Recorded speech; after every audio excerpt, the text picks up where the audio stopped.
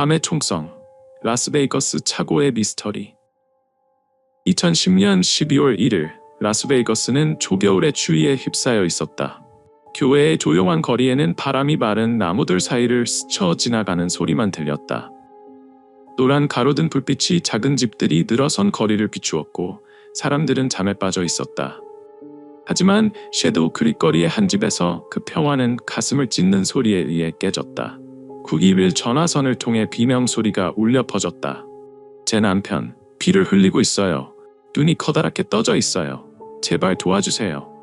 미셸 페이트의 목소리는 공황 상태로 가득 차 거의 제어할 수 없을 지경이었다. 전화 너머에선 젊은 여성 접수원 리사 카터가 침착함을 유지하려 애썼다. 진정하세요. 어디 계신가요? 무슨 일이 일어난 거죠?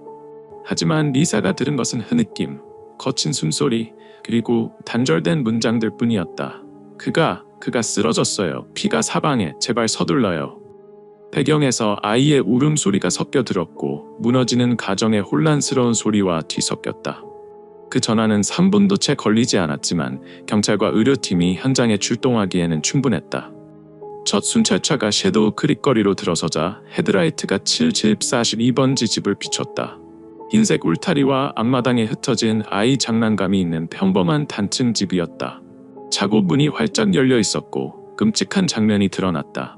28세의 공군 중사 네이선 페이트가 피 웅덩이 속에 쓰러져 있었다. 미국 공군 제복은 총알 자국으로 붉게 물들었고 5발의 총알이 그의 몸을 관통했다. 가슴에 2발, 등에 1발, 어깨에 1발, 그리고 치명적인 마지막 1발은 이마 정중앙에 맞았다. 네이선은 위급한 상태로 구급차에 실렸다. 의료진은 필사적으로 심장 마사지와 인공호흡을 시도했지만 그의 텅 빈 눈빛이 모든 것을 말해주었다. 라스베이거스 대학교 의료센터로 가는 길에 네이선의 심장은 완전히 멈췄다. 2010년 12월 2일 0시 47분, 아버지이자 남편이자 군인이었던 그는 영원히 떠났다. 라스베이거스 경찰서 형사들은 직후 현장에 도착했다. 수석 형사 짐 루소는 20년 경력 동안 수백 건의 사건을 목격한 중년 남성으로 회색 머리와 날카로운 눈을 가졌다. 하지만 이 차고의 광경은 그를 잠시 멈추게 했다. 이건 평범한 강도 사건이 아니야 라고 그는 동료 사라 클라인 형사에게 말했다. 그들은 노란 테이프로 봉쇄된 현장을 걸으며 관찰했다. 5발의 총알, 몸싸움 흔적 없음, 물건이 튀진 흔적도 없어. 이건 의도적인 공격이야. 현장은 많은 단서를 남기지 않았다. 차고 문은 활짝 열려 있었지만 기름으로 얼룩진 콘크리트 바닥에 낯선 발자국은 없었다. 네이선의 시신 근처에는 9mm 총알의 탄피 5개가 흩어져 있었고 법의학팀의 플래시 불빛 아래 반짝였다. 몇 걸음 떨어진 곳에는 갈색 군화가 옆으로 쓰러져 있었는데 아마 네이선이 신으려던 순간 공격받은 것 같았다. 집안에서는 미셸이 소파에 웅크린 채 2세 딸을 꼭 안고 있었다. 9세, 7세, 5세인 3명의 큰 아이들은 방 구석에서 서로 붙어 있었고 두려움에 눈을 크게 뜨고 있었다. 27세의 미셸은 마음이 찢어진 아내처럼 보였다. 흐트러진 갈색 머리, 붉게 충혈된 눈, 떨리는 손으로 그녀는 루소에게 이야기를 전했다. 딸과 침대에 누워 있었는데 차고 문이 열리는 소리가 들렸어요. 그러고 나서 총소리가 2발, 아니 3발이었을지도 모르겠어요. 확실하지 않아요. 아이들이 놀라서 울기 시작했고 저는 밖으로 나갈 용기가 없었어요. 강도인 줄 알았어요. 아니면 누가 집을 잘못 찾았나 했죠. 네이선이 비틀거리며 들어왔을 때 제 앞에서 쓰러졌어요. 인공호흡을 하려 했지만 피가 너무 많아서. 루소는 꼼꼼히 기록했지만 불안한 느낌을 떨칠 수 없었다. 미셸은 총소리가 났을 때 아이들과 방에 있었다고 했지만 왜 도망가는 차 소리를 듣지 못했나? 이웃들은 나중에 총소리 직후 엔진 소리를 들었고 밤중에 차가 타라는 걸 봤다고 증언했다. 그리고 강도를 두려워했다면 왜 네이선이 집으로 돌아올 때까지 911에 전화하지 않았나? 게다가 5발의 총알은 당황한 강도의 행동이 아니었다. 그것은 냉혹함과 증오였다. 네이선 페이트는 이중 생활을 하는 남자가 아니었다. 태평양의 작은 섬 괌에서 태어나 평범한 노동자 가정에서 자랐다. 그의 아버지 데이비드 페이트는 항구에서 일했고 어머니 카르멜리타는 재봉사였다.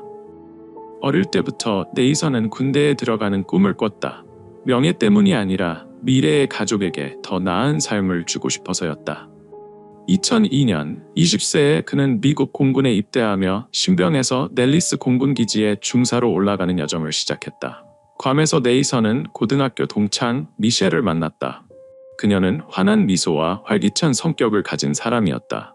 그들은 해변에서의 소박한 데이트에서 사랑을 키웠고 2006년 지역교회에서 작은 결혼식을 올렸다. 4명의 아이가 차례로 태어났다.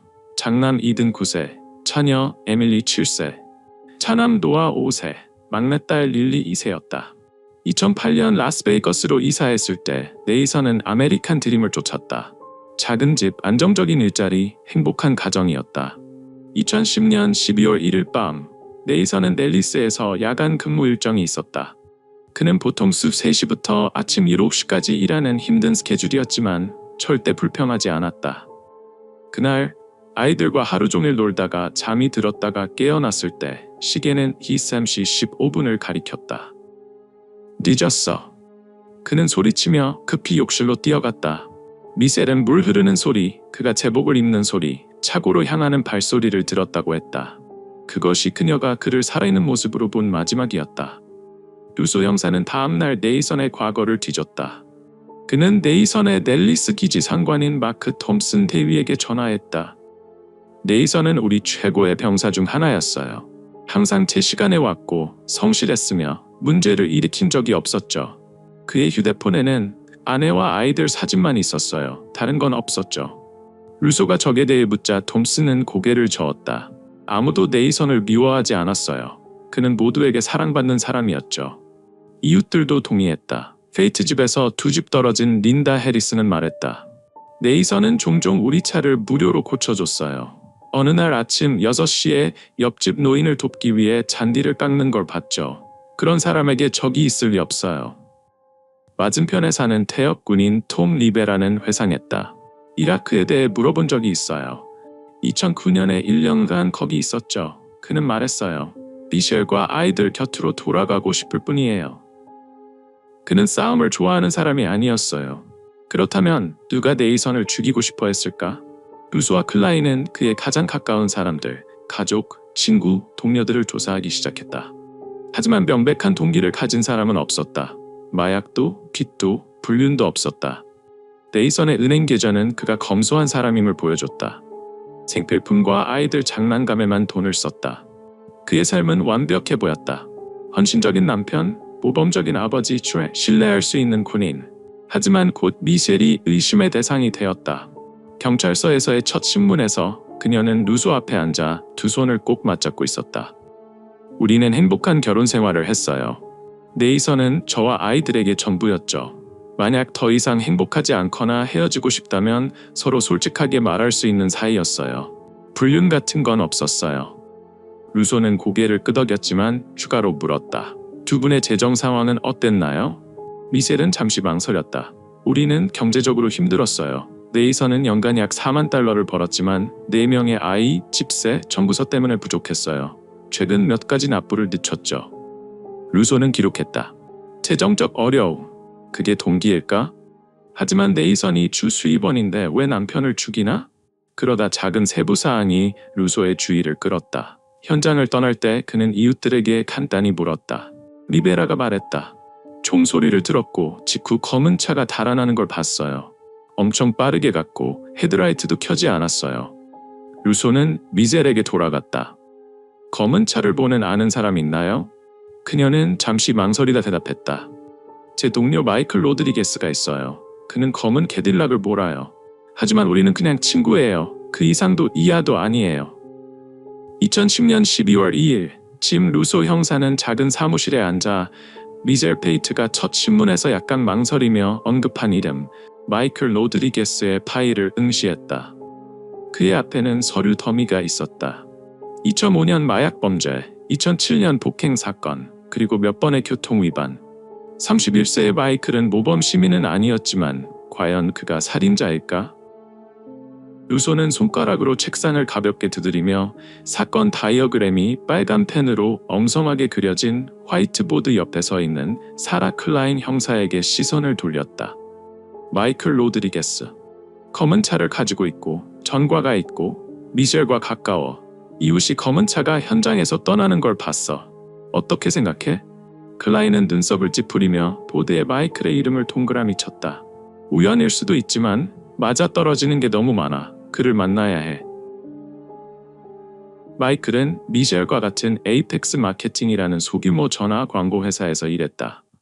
루소와 클라인이 오후에 회사에 도착했을 때 그는 사무실 구석에서 키보드를 두드리고 있었고 아무 일도 없는 듯 차분해 보였다.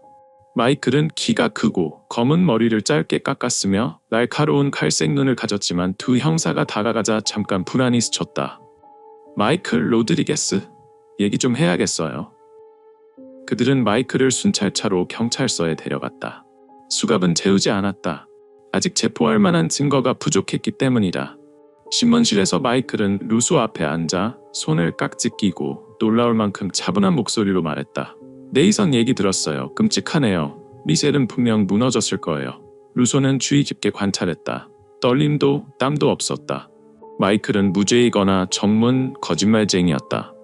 어젯밤 어디 있었어요? 루소가 단도직입적으로 물었다. 마이클은 어깨를 으쓱하며 주저없이 대답했다. 월마트에 물건 사러 갔었어요. 2시 30분쯤이었나. 거기서 셔넌 살리오트라는 여자를 만났어요. 얘기가 잘 통해서 핸더슨의 선셋 스테이션 호텔에서 밤을 보냈죠. 체크인 영수증도 있고 그녀도 증언해 줄 거예요. 그는 주머니에서 구겨진 종이를 꺼냈다.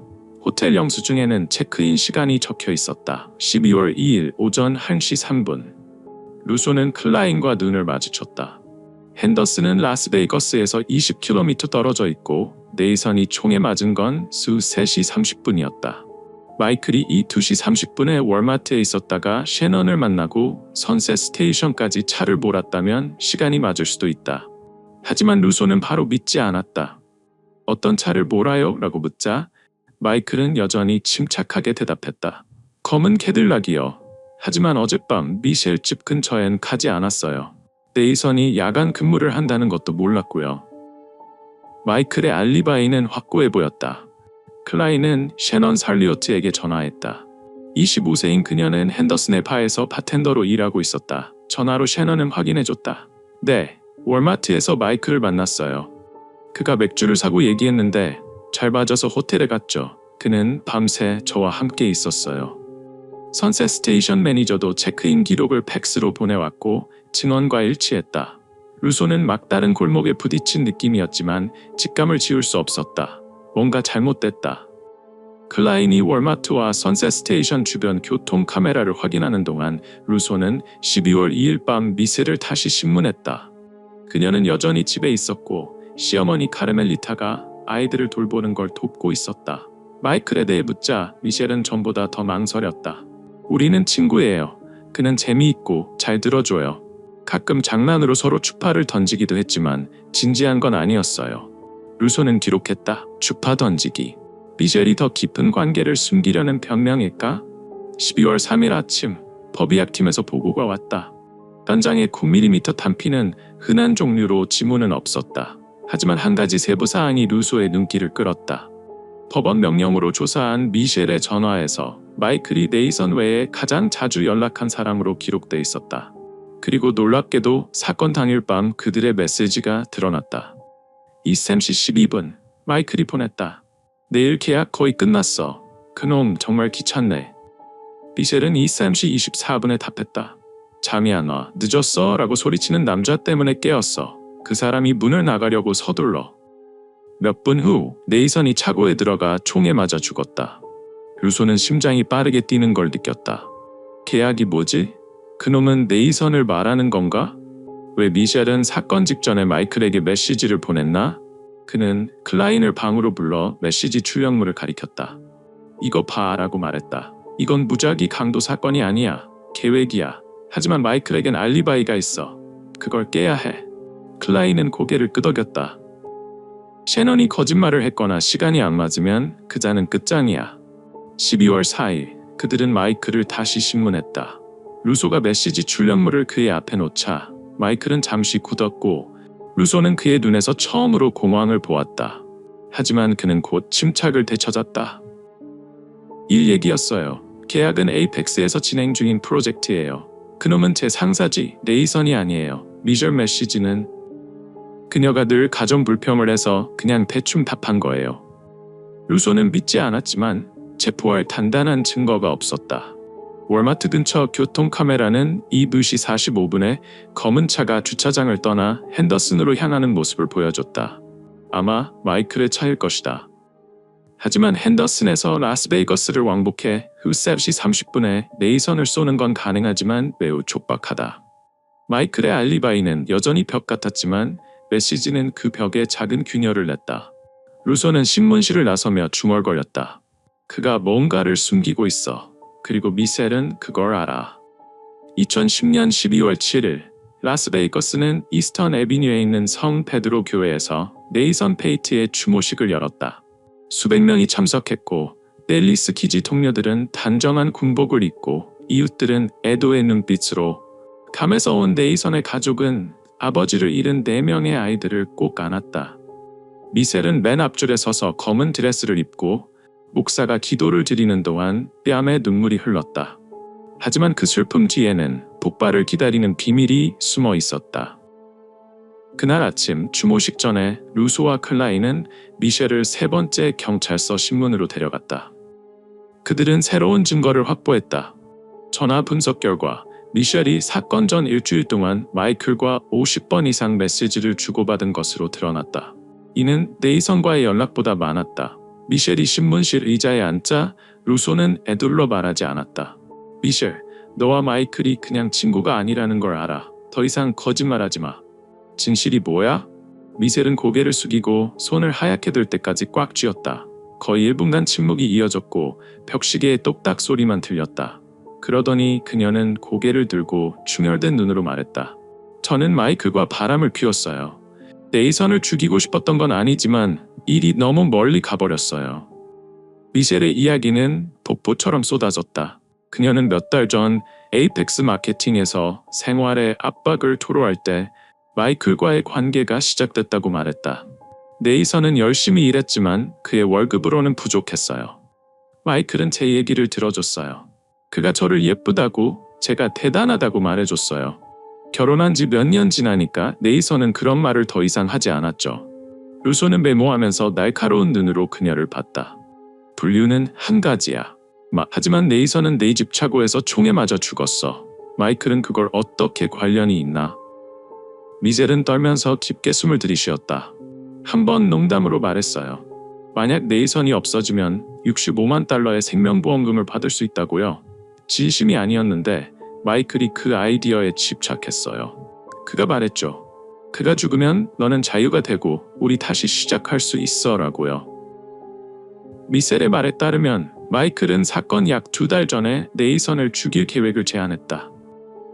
그는 미셸에게 네이선의 오래된 포드트럭 문을 열어놓고 차고에 주차된 그 안에 자신과 코리 홉킨스라는 남자가 숨어 있으라고 말했다.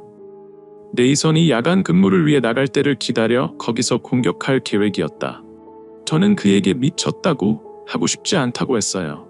하지만 마이클은 저를 몰아붙이며 이게 빚에서 벗어날 유일한 방법이라고 했어요. 미셸은 계획을 방해하려 했다고 주장했다. 저는 네이선의 알람을 꺼서 그가 늦잠을 자고 지각하게 했어요. 그가 제 시간에 차고에 나오지 않으면 마이클이 포기할 거라 생각했죠. 늦었어. 라는 메시지를 마이클에게 보낸 건 네이선이 아직 나가지 않았고 계획이 실패했다고 알리기 위해서였어요. 하지만 루소는 믿지 않았다. 남편을 구하고 싶었다면 왜 경찰에 신고하지 않았어? 왜 네이선이 총에 맞기 직전에 마이클에게 메시지를 보냈나? 미셸은 고개를 숙이고 대답하지 않았다. 루소는 메시지 출력물을 그녀 앞에 놓았다. 23시 24분, 네가 그 사람이 문을 나가려고 서둘러라고 보냈어. 6분 후 너의 911 신고가 들어왔어. 너는 마이클에게 신호를 보낸 거지, 맞지? 미셸은 격렬하게 고개를 저었다. 아니에요. 저는 그가 멈추길 바랐을 뿐이에요. 그가 진짜로 할 줄 몰랐어요. 그 사이 클라인은 수사팀으로부터 소식을 받았다. 마이클의 알리바이 증인인 셰넌 살리오트가 그날 아침 경찰서에 왔다는 것이다. 루소는 신문실을 나와 그녀를 만나러 갔다. 셰넌은 금발로 염색한 작은 여성으로 두 형사 앞에 앉았을 때 불안해 보였다. 저는 거짓말했어요. 마이클과 밤새 같이 있지 않았어요. 그의 친구 제시카 오스틴이 그날 밤 저를 아파트로 불러 마이클과 제가 호텔에 있었다고 경찰에 말하라고 했어요. 누가 죽은지도 나중에 알았어요. 셰넌은 말했다. 이샘 시 50분쯤 마이클과 콜이라는 남자가 제시카의 아파트로 뛰어들어왔어요. 그들은 옷을 벗었고 피 묻은 티셔츠와 청바지를 벽난로에서 태웠어요. 마이클이 저를 붙잡고 나와 호텔에 가. 너는 내가 밤새 거기 있었다고 말해라고 했어요. 무서워서 따랐어요. 선셋 스테이션에 도착한 건 오전 1시였죠. 루소가 물었다. 왜 마음을 바꿨나요? TV에서 네이선 소식을 들었어요. 살인에 연루되고 싶지 않았어요. 마이클의 알리바이는 무너졌다. 교통카메라는 그의 검은 차가 네이선이 총에 맞은 3시 30분에 핸더슨에 있지 않았음을 확인했다. 루소는 신문실로 돌아가 미셸과 대면했다. 마이클은 호텔에 있지 않았어. 그는 네 집 차고에 있었고 너는 그걸 알았어. 미셸은 의자에 주저앉아 얼굴을 감싸고 흐느꼈다. 그가 죽길 원하지 않았어요 라고 반복했지만 그녀의 목소리는 약했고 설득력이 없었다. 루소와 클라인은 방을 나와 복도에 섰다. 그녀는 공범이야 라고 클라인이 말했다. 메시지는 구원 요청이 아니라 신호였어. 루소는 고개를 끄덕였다. 마이클이 방아쇠를 당겼지만 미셸이 길을 열었어. 둘 다 체포할 충분한 증거가 있어. 미셸의 자백은 진실의 문을 열었지만 그건 시작일 뿐이었다. 네이선 페이트의 죽음 뒤에 숨은 어두운 음모에는 아직 밝혀야 할 어둠이 남아있었다. 2010년 12월 8일 라스베이거스 경찰서는 폭풍의 중심이 되었다. 미셸의 자백과 셰넌의 증언이 마이클 로드리게스의 알리바이 벽을 무너뜨렸지만 짐 루소 형사는 사건이 끝난 것이 아님을 알았다. 셰넌의 이야기에서 새 이름 코리 호킨스가 등장하며 네이선 살해 음모의 마지막 조각이 맞춰지기 시작했다. 루소는 사무실에 앉아 두꺼운 파일 더미 앞에 있었다. 법의학 보고서, 메시지 기록, 피로 얼룩진 차고 현장 사진. 우리는 네트워크와 맞서고 있어. 마이클과 미셸만이 아니야. 다른 사람도 연관돼 있어. 코리 호킨스 33세는 근육질의 큰 남자로 긴 전과 기록을 가졌다. 폭행, 철도, 마약 소지였다. 그는 마이클의 중학교 시절부터 절친이었고 2009년에 출소하기 전까지 2년간 복역했다. 루소가 기록을 확인하자 코리는 라스베이거스 도심 근처 네이선 집에서 5km도 안 되는 허름한 아파트에 살고 있었다. 만약 마이클이 방아쇠를 당겼다면 루소는 추측했다. 코리는 조력자일 것이다. 하지만 그가 왜 관여했나? 12월 8일 밤 경찰은 코리의 아파트를 급습했다. 스팟팀이 문을 부수자 그는 소파에서 담배를 피우고 있었고 분해된 권총이 옆에 있었다. 코리는 저항하지 않고 수갑이 채워지자 입꼬리를 올리며 웃었다. 신문실에서 그는 무관심한 태도를 보였지만 루소는 그를 오래 편하게 두지 않았다. 우리는 알아. 네가 마이클과 차고에 있었다는 걸. 네이선은 5발 맞았어. 너는 공범이야. 그리고 그걸로 감옥에 갈 거야. 코리는 어깨를 으쓱였다. 난 아무도 쏘지 않았어. 마이클이 했지. 난 차고 밖에서 망만 봤어. 루소는 눈썹을 찌푸렸다. 망을 봤다고? 그럼 처음부터 계획을 알았던 거네? 코리는 잠시 침묵하다 한숨을 쉬었다. 마이클이 생명보험으로 65만 달러를 받을 거라고 했어. 나더러 조금만 도우면 10만 달러를 나눠준다고 했지. 돈이 필요해서 동의했어. 코리의 증언은 미셸의 이야기와 일치했다. 그에 따르면 계획은 2달 동안 준비됐다. 마이클과 미셸은 10월에 북 라스베이거스의 초라한 카페에서 만나 네이선을 제거할 방법을 논의했다. 코리는 마지막에 호출대의 지원 역할을 맡았다. 미셸이 네이선이 차고에 나올 시간을 알려준다고 마이클이 말했어 라고 코리가 말했다. 그녀는 뉴스 3시 24분에 메시지를 보내 그가 나간다고 알렸어. 우린 어둠 속에서 트럭 근처에 기다렸지. 네이선이 들어오자 마이클이 쏜 거야.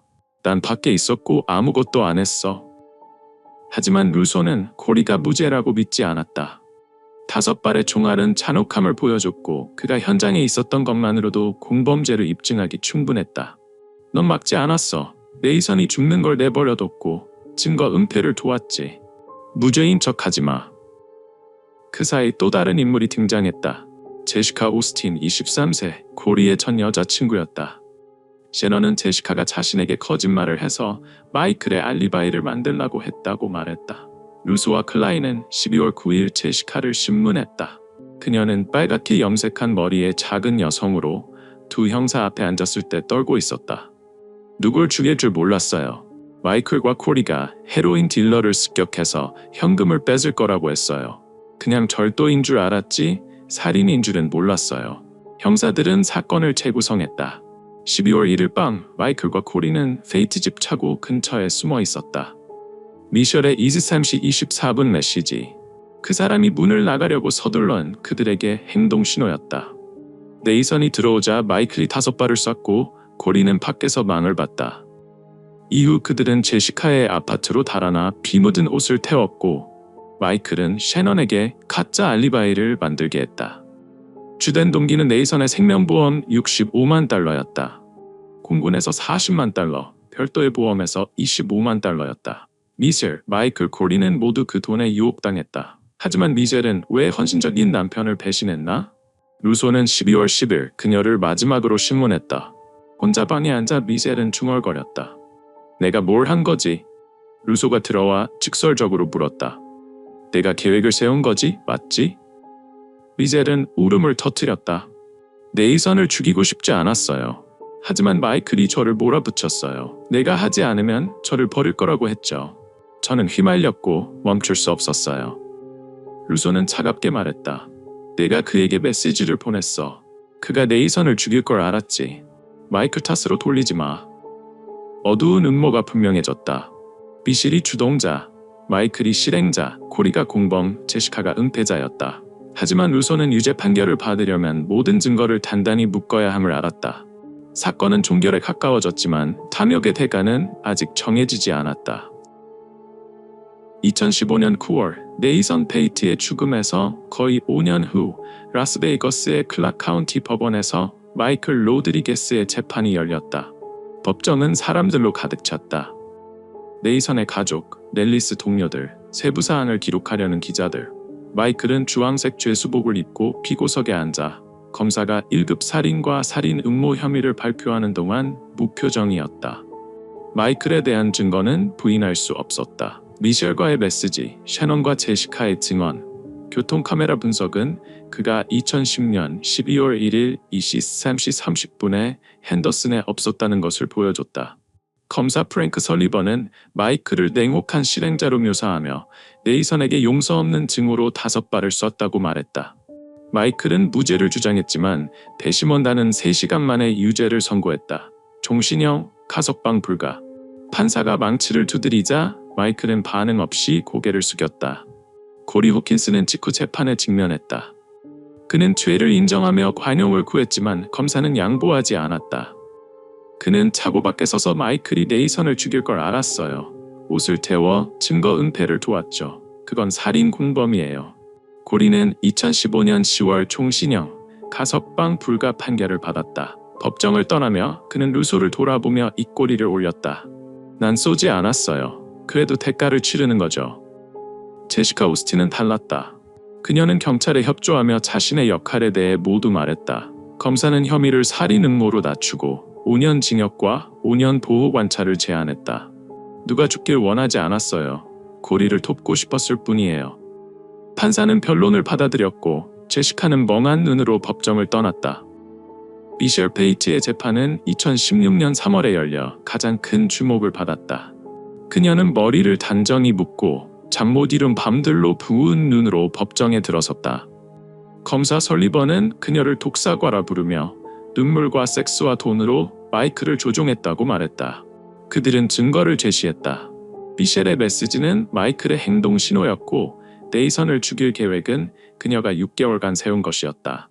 설리번은 충격적인 세부 사항을 밝혔다. 미셸은 네이선을 죽일 4가지 방법을 생각했다. 차고에서 쏘는 것부터 사막으로 납치해 눈을 가리고 고문한 뒤 끝내는 것까지. 그녀는 그가 죽기만을 원한 게 아니라 고통받길 원했어요.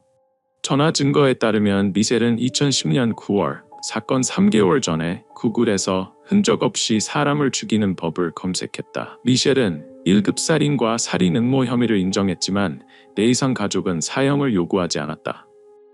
더 이상 죽음을 원치 않아요라고 네이선의 어머니 카르멜리타가 검사에게 말했다. 하지만 그녀는 대가를 치러야 해요. 선고 공판에서 미셸은 배심원 앞에 서서 울음을 터뜨렸다. 저는 큰 실수를 했어요.